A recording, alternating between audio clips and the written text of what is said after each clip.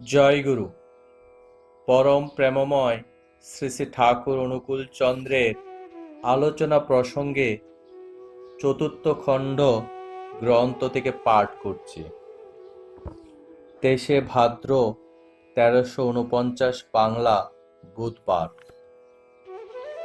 শ্রী শ্রী ঠাকুরের চোখ মুখ ভাবের আবেগে আর রক্তিম হয়ে উঠল। সরোজিনী মা তামাক সেজে দিলেন। মালদহ থেকে দেবেন্দা ঝা আসলেন। তার হাতে কাগজে মোড়া কি যেন একটা জিনিস। শ্রী শ্রী ঠাকুর হেসে বললেন, কি দেবেন্দা, কখন আসলেন? আমার জন্য কি আনিছেন? দেবেন্দা প্রণাম করে বললেন, এই আসছি, গেস্ট হাউস থেকে স্নান সেরে আসলাম। আপনার জন্য বাড়ির তৈরি আমসত্ত্ব কিছু এনেছি। শ্রী শ্রী ঠাকুর বললেন, আপনাদের দেশের আমসত্ত্ব বড় ভালো। আমি আগেও কত খাইছি, এখনো যেন মুখে লাগে আছে। যান, বড় বউকে দিয়ে আসেন গিয়ে। বড় বউকে কবেন আজই যেন আমাকে ভাতের পাতে দেয়। দেবেন্দা শুনে হাসি হাসি মুখে আমসত্ত্ব নিয়ে চলে গেলেন। শ্রী বর্মাকে দিয়ে আবার এসে শ্রী ঠাকুরের কাছে বসলেন। শ্রী ঠাকুর বললেন, আপনাদের দেশে যেমন সুন্দর আমসত্ত্ব হয়, এই আমসত্ত্ব যদি অন্যান্য প্রদেশে ও ফরেন বিদেশে চালান দেওয়া যায় তাহলে কেমন হয়? দেবেন্দা বললেন, তা বোধ হয় ভালো হয়। শ্রী ঠাকুর বললেন, আজকাল বিলেত, আমেরিকা, জাপান ও জার্মানি থেকে কত জিনিস আমরা আমাদের দেশে আমদানি করি, কিন্তু আমাদের দেশ থেকে র ম্যাটেরিয়াল, কাঁচামাল ছাড়া অন্য কোনো ইন্ডাস্ট্রিয়াল প্রোডাক্ট, শিল্পজাত দ্রব্য ওদের দেশে পাঠিয়ে অর্থাগমের ব্যবস্থার কথা ভাবি না। আমসত্ত্বকেও তো বলা যায় কটেজ ইন্ডাস্ট্রির প্রোডাক্ট, কুটির শিল্পজাত দ্রব্য। ফরেন বিদেশে পাঠাবার জন্য যদি আনটাচড বাই হ্যান্ড, হস্তস্পৃষ্ট নয় এমনতরভাবে তৈরি করতে হয়, তাও সামান্য কিছু যন্ত্রপাতি দিয়েই হতে পারে। আমরা এদিক দিয়ে ভাবিই না যে আমাদের দেশে যেসব জিনিস আছে সেসব যদি একবার ওদের দেশে চালু করা যায় তাহলে দেখবে তোমরা সাপ্লাই যোগান দিয়ে পারবে না। আমও যাতে আরো বেশি ফলে, ভালো ফলে ও রকমারি ফলে, তার জন্য ভালো লোককে দিয়ে গবেষণা করতে হয়। গভর্নমেন্টের মুখাপেক্ষি না থেকে নিজেরাই ব্যবস্থা করতে হয়। তাদের খরচপত্র নিজেরা চাঁদা করে জোগাতে হয়। সৎসঙ্গীরা মিলে যদি এসব কাজ করো তাহলে তার দ্বারা সকলেই উপকৃত হবে। তোমাদের ইন্ডাস্ট্রিয়াল মুভ, শিল্প প্রচেষ্টা একঘেয়ে রকমের হবে না। যেখানে যেমন তোর সুযোগ সুবিধা সেখানে তেমনও তোর ভাবে হবে। বীরেন্দা বললেন, শারীরিক সদাচারের জন্য কি কি নিয়ম আমাদের সাধারণত মেনে চলা দরকার? শ্রী ঠাকুর বললেন, যেমন প্রস্রাব করে জল নেওয়া, নাকে মুখে আঙ্গুল দিয়ে হাত ধুয়ে ফেলা, পরের ব্যবহৃত জিনিস যথা জামা কাপড়, গামছা, বিছানা ইত্যাদি ব্যবহার না করা, পায়খানা করে খুব ভালো করে শৌচাদি করা, ব্যবহারের জিনিসগুলো সবসময় পরিষ্কার পরিচ্ছন্ন রাখা, অসুখ বিসুখ হলে রোগের সংক্রমণ যাতে না হতে পারে এমনভাবে চলা, অন্যের এঁটো না খাওয়া, এক পাতে অনেকে না খাওয়া, কোনো ফল টল খেতে গেলে ধুয়ে খাওয়া, বাসনপত্র ভালো মাটি দিয়ে ভালো করে মাজা, ঋতুমতী মেয়েদের শুদ্ধাচারে চলা, বিশেষ ছোঁয়া নাড়া না করা, রেস্টুরেন্টে চা ইত্যাদি না খাওয়া, দোকানের খাবার যথাসম্ভব বাদ দিয়ে চলা, বাইরে থেকে এসে হাত পা ধুয়ে ঘরে প্রবেশ করা, বাসি কাপড়ে খাদ্য দ্রব্যাদি স্পর্শ না করা, রান্নাঘরে না ঢোকা, আলগা করে জল খাওয়া, আমিষ আহার ও পেঁয়াজ রসুন মাদক দ্রব্যাদি বর্জন করে চলা, কদাচারী লোকের হাতে না খাওয়া, মাঝে মাঝে উপবাস করা, কিছু খেতে গেলেই হাত পা মুখ ধুয়ে খাওয়া, আলো হাওয়া ও মাটির সংস্রব বজায় রেখে চলা, স্নানাদি ঠিকমতো করা, পরিমিত আহার বিহার শ্রম নিদ্রা ও বিশ্রাম নিয়ে চলা, পারিপার্শ্বিককে সদাচারী করে তোলা, সবার সঙ্গে শুভ সঙ্গতি নিয়ে চলা, নিজে স্ফূর্তিযুক্ত থাকা, মানুষ জাতি স্ফূর্তিযুক্ত থাকে তাই করা। মোটামুটি এগুলো যদি ঠিক রাখা যায় তাহলে অনেকখানি হয়। এরকম মুখতা কতগুলি বললাম। তাছাড়া বৈশিষ্ট্য অনুযায়ী যার শরীর মন যাতে সুস্থ প্রসন্ন থাকে তার তা পালন করে চলা উচিত। আশ্রমের সামনের দিকটা খানিকটা অপরিচ্ছন্ন হয়ে আছে, সেদিকে দৃষ্টি দিয়ে শ্রী ঠাকুর বললেন, সদাচার বা পরিচ্ছন্নতা সম্বন্ধে বোধ থাকলে আমরা পরিবেশকেও পরিচ্ছন্ন করে রাখতে চেষ্টা করি। এই যে এই জায়গাটা এমন অপরিষ্কার হয়ে আছে, আমরা সদাচারী, কিন্তু এই জায়গাটা পরিষ্কার করে রাখার বুদ্ধি আমাদের হয় না। আপনারা হয়তো বলবেন কে করবে, কিন্তু যাদের এই নজর আছে তারা নিজেরাই করুক বা অন্যকে দিয়ে করাক, না করে পারে না। আবার এসব কাজ করায় মান অভিমানও অনেকখানি নরম পড়ে। ভক্ত যে সে হয় তৃণের ছাই তো শুনেছি। এই দিনবাপ না আসলে সদ্গুরুর সান্নিধ্যে মানুষ লাভবান হতে পারে না।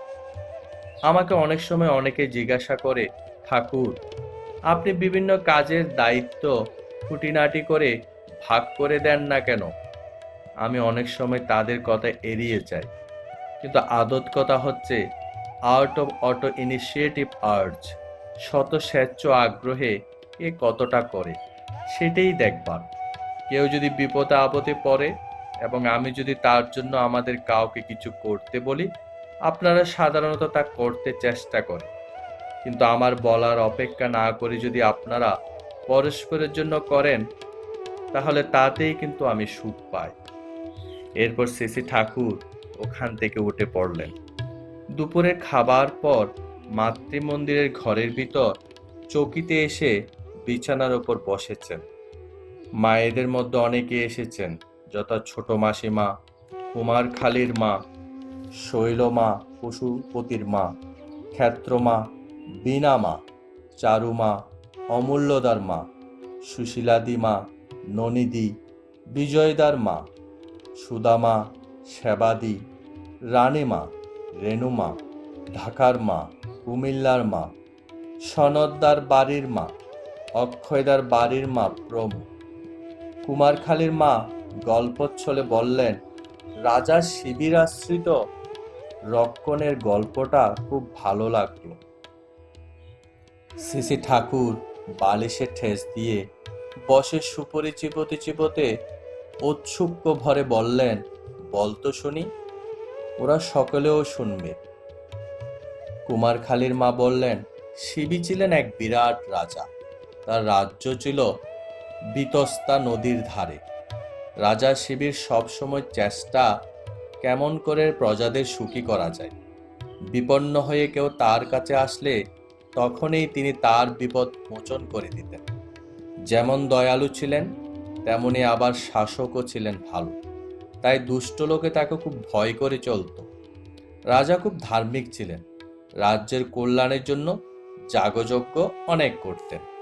একদিন শিবি রাজা যজ্ঞ করছেন, এমন সময় একটা পায়রা ভয় পেয়ে তার কোলে এসে আশ্রয় নিল। তার পিছন পিছনে এসে হাজির হলো একটা ক্ষুধার্ত বাজ পাখি।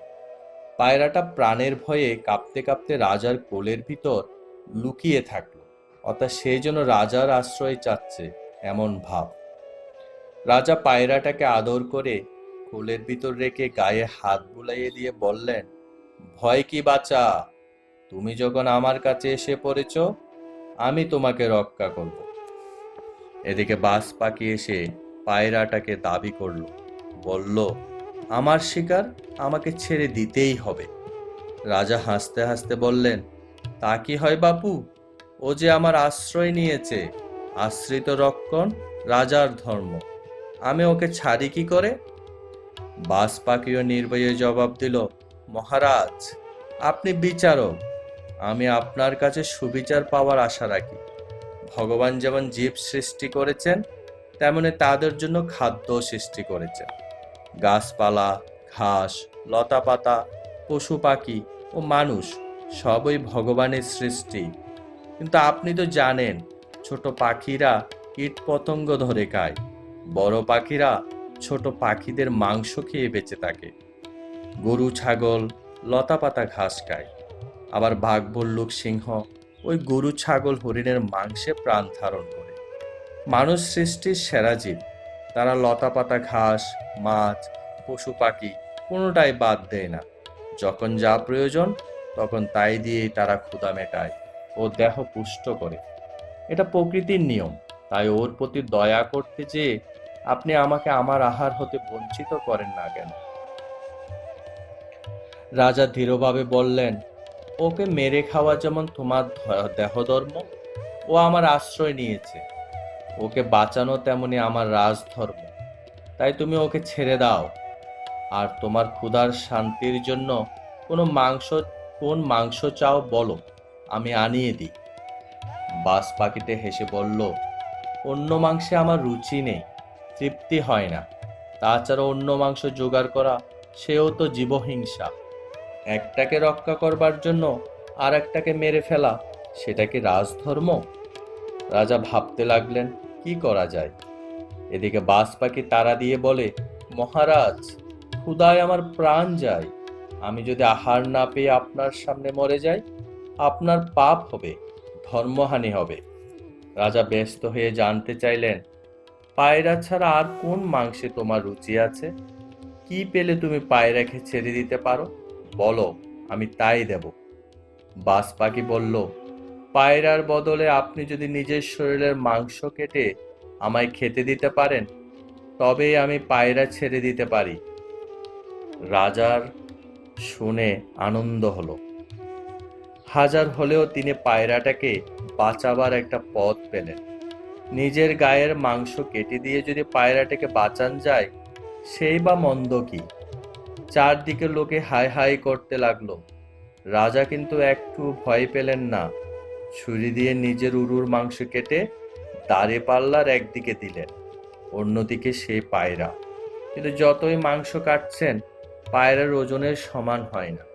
তখন তিনি আনন্দে নিজেই পাল্লার উপর উঠে দাঁড়ালেন, অর্থাৎ নিজের সমস্ত শরীরটাই বাজ পাখিকে খেতে দেবেন।